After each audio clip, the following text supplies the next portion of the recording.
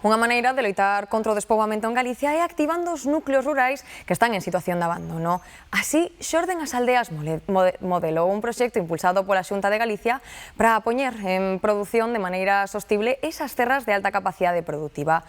Un exemplo, témolo en Infesta, onde van por en marcha unha comunidade enerxética grazas aos montes locais.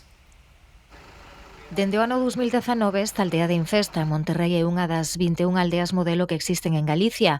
Aquí os propietarios de 930 parcelas que estaban en completo abandono cederon as súas terras de maneira temporal para que poidan ser traballadas de maneira sostible a través das administracións. Pero endrebrazando todos ao redor, porque antes ainda estaban máis grandes os pinos e todo o que aí había, e sobre todo as acacias, que había moitas, e estiveron endrebrazando, creo que son 42 hectáreas todo ao redor. Churras! En Infesta vivían alrededor de 200 veciños. A súa poboación reduciuse máis da metade nos últimos anos. Non é que marchara mucho, é que llevan fallecido mucha gente.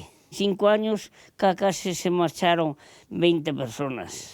Os veciños que quedan son conscientes deste despoboamento. Traballar as terras novamente ou mellorar as súas infraestructuras son un piar fundamental para a súa recuperación. Viñeron 4 veciños novos. Tiño unha neta que ten unha casa aí abaixo nova, que estaba vivindo nun piso e veuse vai que fixo unha casa.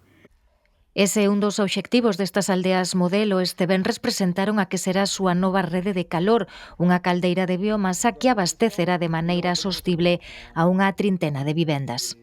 Pero son proxectos europeos que veñen pois con unhas premisas de sustentabilidade, de apostar pola enerxía renovable, en este caso pois nunha zona como é Monterrei, con unha superficie forestal moi potente.